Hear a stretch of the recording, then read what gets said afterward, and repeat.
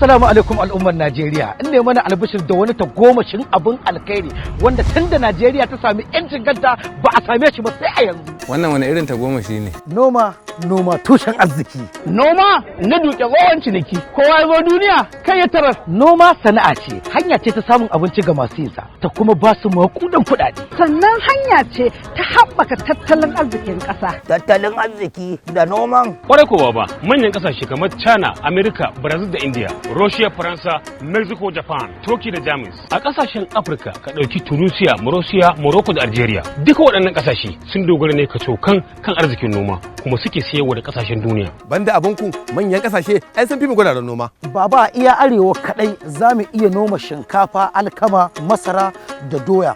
Wanda za ta iya ci da Najeriya har ta tsawon shekara 2 in har akwai ingantaccen kulawa ta kayan aiki iri da kuma ingantaccen taki. To yaro akwai takin ne? Akwai baba. Tuni gwamnatin Baba Buhari ta shiga kyakkyawan tsari da gwamnatin ƙasar Morocco inda ta bamu sinadaran haɗa takin zamani domin samar da takin zamani a ƙasa baki ɗaya. Yanzu taki sai dai mu bawa makwabta. Kafin zuwan gwamnatin Muhammadu Buhari a ƙasar nan ba mu da kamfanin taki ƙwaya ɗaya da yake aiki. Amma a yanzu daga tsofaffi zuwa sababbi muna da kamfanin taki guda 45 kuma suna fitar da taki ingantacce a kowace rana kuma sauki ga masu saye. Ku tuntuɓi Hamdala Fertilizer ku ji inda mazoma suke sa musu albarka. To ina maganar tallafi? Ya ko tallafi yayi nisa jama'ar mu suna kwance. Jama'a a harkar noma tun shekara ta 2015 gwamnatin Muhammadu Buhari ta fidda tsare-tsare na ba da tallafin kuɗi ga manoma. Ana kiran tallafin da Anko Barwas.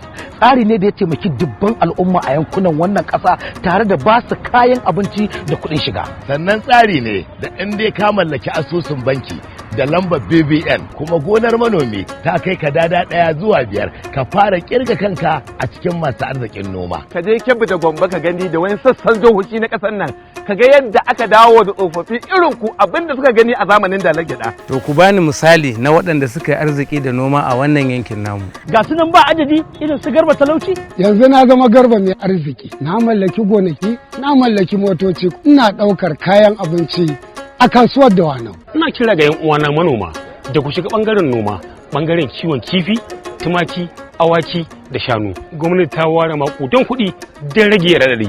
Kuma gwamnatin Muhammadu Buhari ta fito da wani sabon tsari na Livelihood Improvement Family Enterprises, wata LIFE. Tsari ne da ƙungiyoyin noma 150 suka amfana da kuɗaɗe, iri, kayan aiki da maganin ƙwari.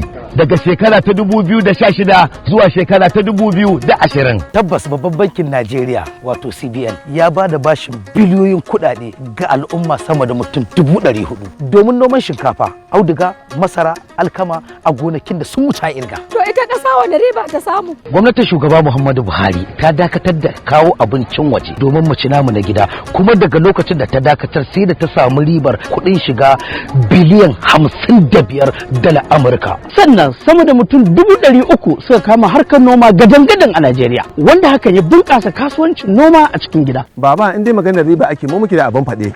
A da iya fetur kaɗai muke samun riba amma yanzu daga kan zuma, riɗi, gyaɗa, ƙwallon kashu, waken suya. In ka ji abin da suke shigo da ƙasar nan sai ka kwana kana sa Muhammadu Buhari albarka. Albishin na ƙarshe a gare ku jama'a, noma da kiwo shine tattalin arzikin da kowace ƙasa take la'akari da shi.